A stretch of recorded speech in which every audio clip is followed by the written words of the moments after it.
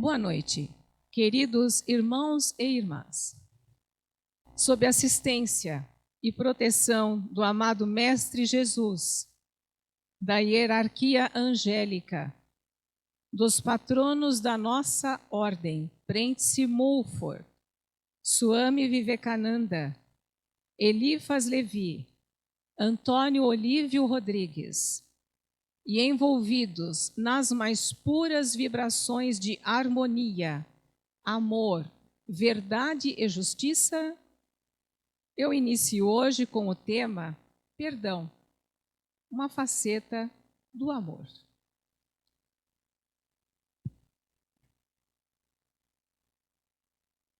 Há dois tipos de faltas decorrentes do nosso egocentrismo ou do nosso amor próprio ferido, que provocam sentimentos de incompreensão e revolta. As ofensas que dirigimos a alguém e as que recebemos de outrem.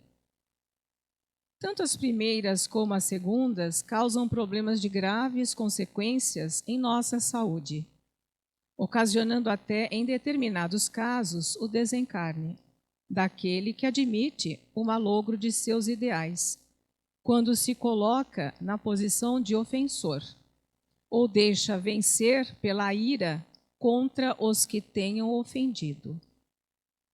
Quando nos consideramos culpados por decisões incorretas, quer na educação dos nossos filhos, quer nas nossas atividades financeiras, sociais ou pessoais, não nos perdoando, passamos a nos condenar diariamente pelos erros do passado, obscurecendo o horizonte do presente e sem ânimo para provocar a reversão das falhas em que incorremos. Cabe aí o perdão a nós mesmos, para sairmos da depressão mediante o bálsamo do amor à vida que nos foi dada por Deus. Pois Ele será capaz de promover a cicatrização das feridas que provocamos em nossa própria alma. Idêntica atitude de perdão devemos adotar para com aqueles que porventura nos tenham ofendido. Entretanto, embora costumemos esquecer inúmeras vezes os números nossos da nossa carteira de identidade, números de conta bancária, perduram em nós quase sempre, na nossa mente, as ofensas, nossas ou dos outros. Já repararam, por acaso, que as crianças têm atitude oposta dos adultos? Elas esquecem facilmente das ofensas que fazem reciprocamente, como nos conta no livro infantil Nascido para Amar. Diz ele haver presenciado uma briga entre dois garotos que travavam o diálogo, mais ou menos assim. Você é egoísta. Não, sou igual a você. Você é muito ignorante. A minha ignorância não é maior que a sua. Após essa troca de gentilezas, cada qual foi para o seu lado. Meia hora após, passando pelo mesmo lugar, viu os dois garotos a brincar, animadamente, como se nada tivesse ocorrido entre eles. Concluindo seus comentários, assim se manifesta. As crianças, por certo, perdoam muito mais do que os adultos. Em algum momento,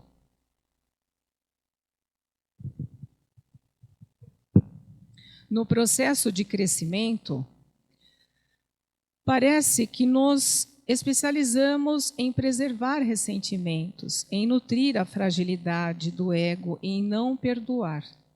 Desenvolvemos lembranças, verdadeiras navalhas afiadíssimas dos erros do passado e trazemos-las conosco, prontos para o menor sinal de advertência, usá-las como munição. Estamos determinados a vencer todas as batalhas, e se a perdermos, imediatamente começamos a maquinar a nossa vingança. Acreditamos que muitos de vocês já ouviram falar da força e ferocidade do urso pardo, um animal capaz de vencer em combate quase todos os representantes da fauna selvagem. Contudo, deve desconhecer que o gambá se infiltra entre eles e participa até ousadamente de seus alimentos, sem sofrer qualquer ataque que provocaria a sua morte. Porque os ursos sabem que, se movidos pela raiva tentarem destruí-lo, sofrerão um mal bem maior, pois o odor fétido exalado pelo gambá impregnará todo o seu pelo. O homem, não obstante, parece ignorar que, quando tenta vingar-se de alguém que lhe tenha causado algum mal, o maior prejudicado será ele, uma vez que o ódio incontido traz consequências inúmeras e graves doenças capazes de ocasionar até a morte. As doenças físicas decorrem de distúrbios emocionais, confirmando um antigo provérbio que diz: mens sana in corpore sano, mente sã em corpo são. A mágoa, o ressentimento, o desejo de vingança provocam dolorosas crises de colite incapazes de serem curadas por qualquer medicamento. Muito embora sermos advertidos a respeito, não aceitamos recomendações no sentido de esquecermos e perdoarmos as ofensas recebidas, se bem que digamos várias vezes: eu perdoo, mas não esqueço. Apesar de nós dizermos cristãos, demonstramos não aceitar as recomendações de Jesus: amai-vos uns aos outros.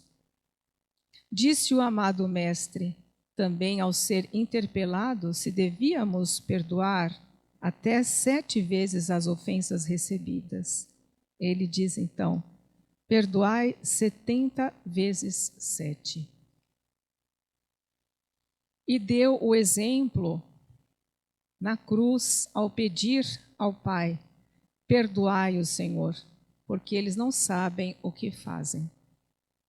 O Mahatma Gandhi, por sua vez, ao ser ferido de morte por um fanático, pediu a todos que o perdoassem. Um livro espírita intitulado Paulo e Estevão, que relata o apedrejamento de Estevão até a morte, passagem que consta da Bíblia. Ele, sem qualquer sentimento de vingança, ajoelhou-se pedindo a Deus: não lhes impute este pecado. A pena de lapidação, ou seja, o apedrejamento à morte, era comum naquela época, principalmente com mulheres adúlteras. Certa ocasião, tentaram provocar Jesus a se manifestar contra aquela lei, quando se dispunham a apedrejar uma mulher infiel.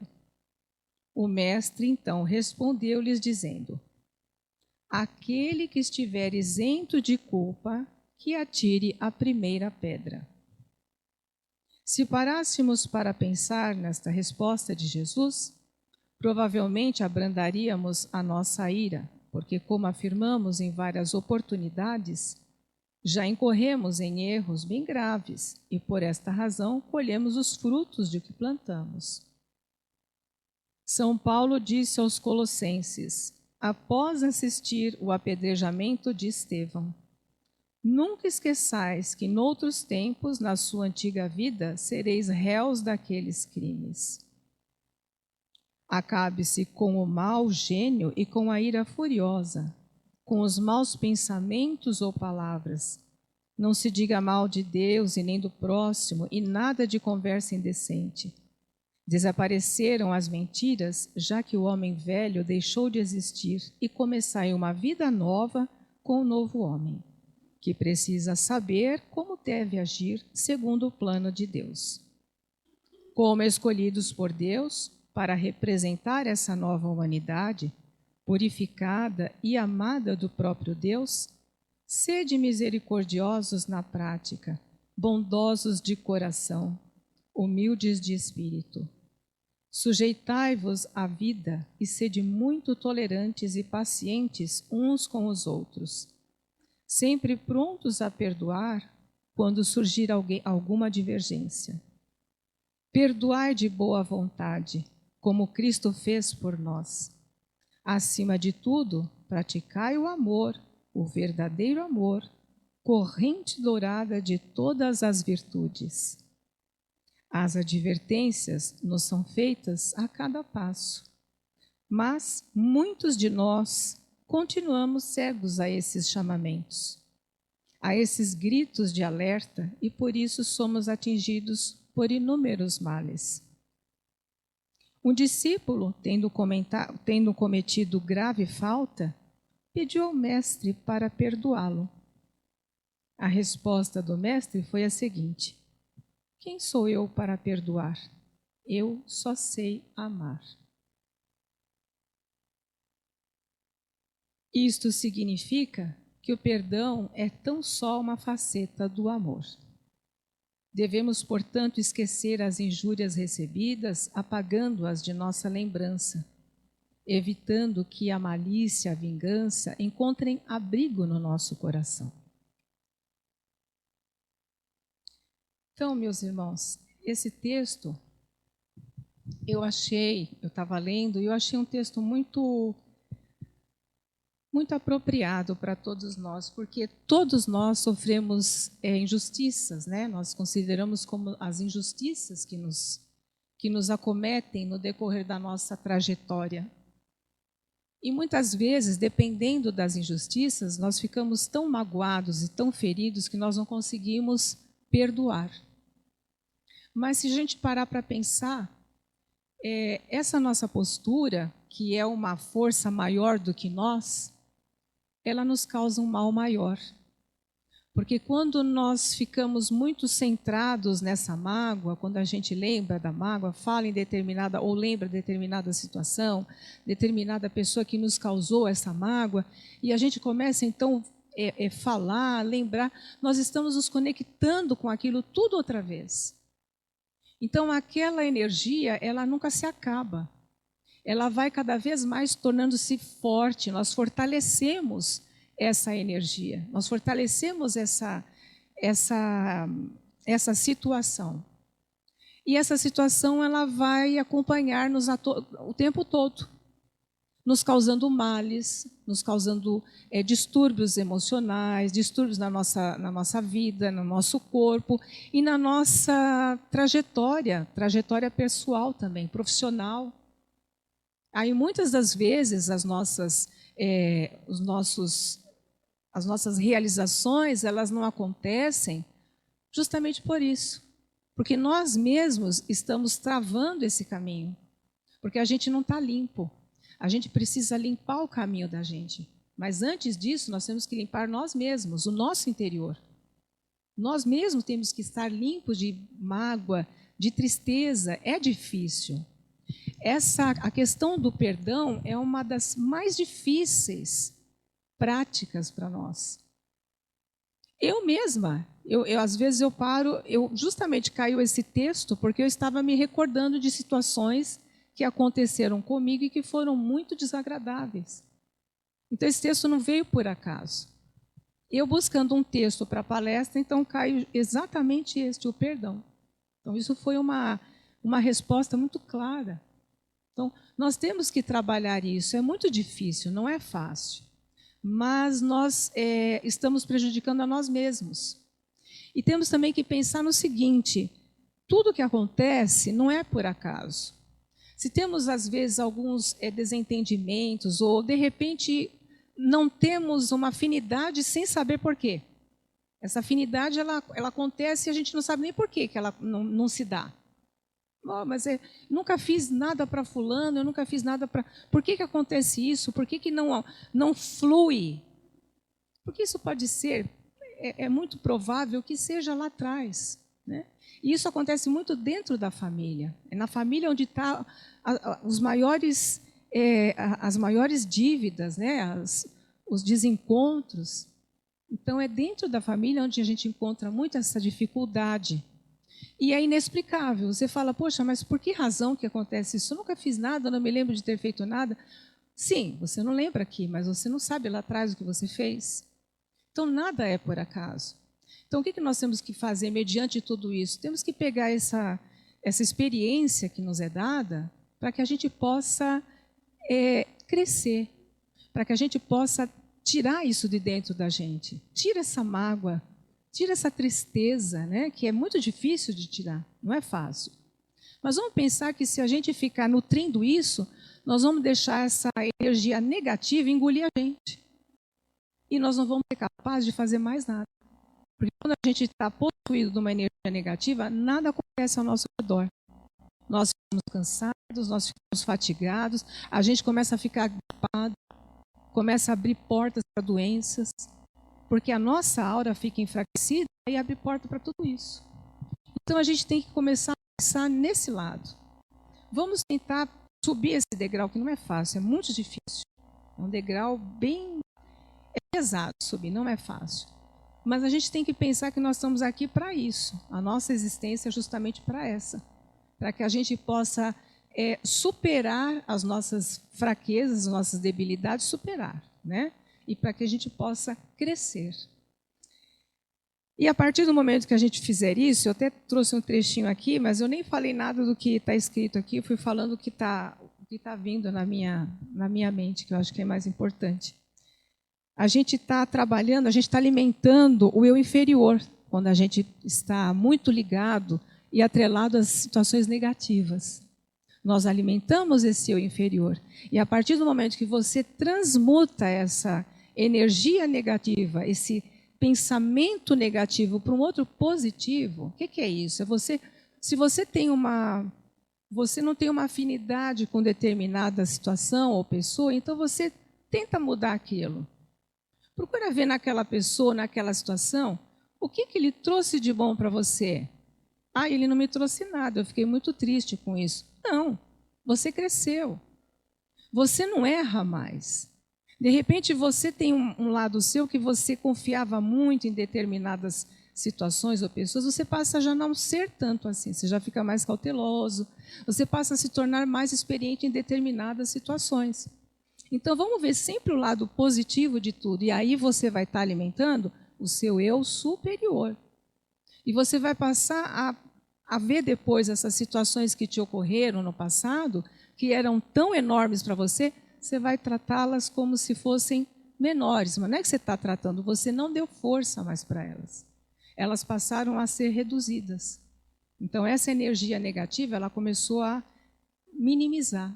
E você começou a ampliar a outra energia, que é essa que vai te favorecer em muitos aspectos na sua vida. E como sempre eu trago um conto, eu trago aqui esse conto do perdão, que fala sobre o perdão, que eu achei muito bonito. E eu vou contar aqui, eu vou ler para vocês. Chama-se Aprenda a Escrever na Areia. O conto é o seguinte. 2 grandes mercadores árabes, de nome Amir e Farid, eram muito amigos. E sempre que faziam as suas viagens para o mercado onde vendiam as suas mercadorias, eles iam juntos. Cada qual com a sua caravana e os seus escravos e empregados. Numa dessas viagens, ao passarem junto a um rio caudaloso, Farid resolveu banhar-se, pois fazia muito calor. Num dado momento, distraindo-se, ele foi arrastado pela correnteza. Amir, vendo que o seu amigo corria risco de vida, atirou-se às águas e, com inaudito esforço, conseguiu salvá-lo. Após esse episódio, o Farid chamou um de seus escravos e mandou que ele gravasse numa rocha ali existente a seguinte frase: aqui, com risco de sua própria vida, Amir salvou o seu amigo Farid. Ao retornarem, passaram pelo mesmo lugar, onde pararam para um rápido repouso. Enquanto conversavam, tiveram uma pequena discussão e Amir, se alterando, esbofeteou Farid. Este aproximou-se das margens do rio e, com uma varinha, assim escreveu na areia: aqui, por motivos fúteis, Amir esbofeteou o seu amigo Faride. O escravo que for encarregado de escrever na pedra o agradecimento de Faride perguntou-lhe: Meu senhor, quando foste salvo, mandastes gravar aquele feito numa pedra, e agora escreveis na areia o agravo recebido. Por que assim o fazeis? O Faride então respondeu-lhe: Os atos de bondade, de amor e abnegação devem ser gravados na rocha, para que todos aqueles que tiverem oportunidade de tomar conhecimento deles procurem imitá-los. Ao contrário, porém, quando recebermos uma ofensa, devemos escrevê-la na areia, próximo das águas, para que desapareça levada pela maré, a fim de que ninguém tome conhecimento dela, e, acima de tudo, para que qualquer mágoa desapareça prontamente do nosso coração. Então é isso, a gente tem que sempre deixar a mágoa perto da água, né? As tristezas, deixa que a água leva, deixa embora. Não vamos deixar a mágoa, a tristeza, sentimento de raiva, sentimento de angústia, vai gerando um monte de coisa, que isso fique dentro de nós. Não vamos cultivar isso, vamos deixar isso ir embora, né? Embora com o vento.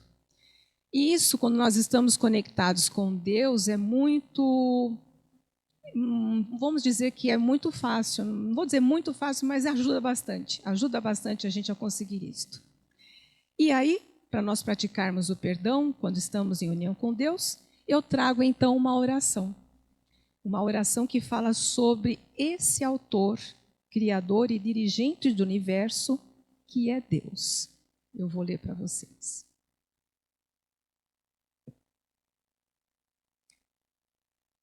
Só Deus pode criar, mas você pode valorizar o que Ele criou.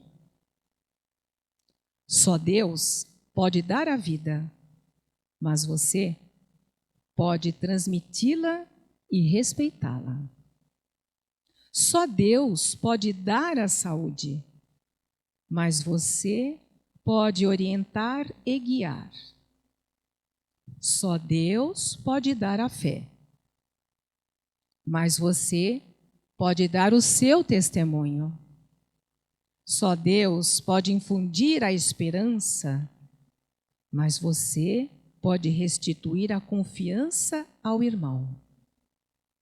Só Deus pode dar amor, mas você pode ensinar seu irmão a amar. Só Deus pode dar a paz, mas você pode semear a união. Só Deus pode dar a força, mas você pode apoiar quem desanimou. Só Deus pode dar a alegria, mas você pode sorrir a todos. Só Deus é o caminho, mas você pode indicá-lo aos outros. Só Deus é a luz, mas você pode fazê-la brilhar aos olhos de seu irmão. Só Deus é a vida, mas você pode restituir aos outros o desejo de viver. Só Deus pode fazer milagres, mas você pode ser aquele que trouxe os 5 pães e os 5 peixes. Só Deus pode fazer o impossível, mas Ele preferiu contar com você. Então, nós estamos sempre, desde que conectados com Ele, com Deus. Deus está sempre conosco para nos ajudar e nos fortalecer e contribuir para a nossa elevação. Meus irmãos, esta era a mensagem que eu queria passar para hoje. A mensagem do perdão, a mensagem de nós não ficarmos perdendo nosso tempo com sentimentos de tristeza, de angústia, porque isso só nos leva para caminhar para trás. Nós temos que alimentar o nosso eu superior e não alimentar o nosso eu inferior.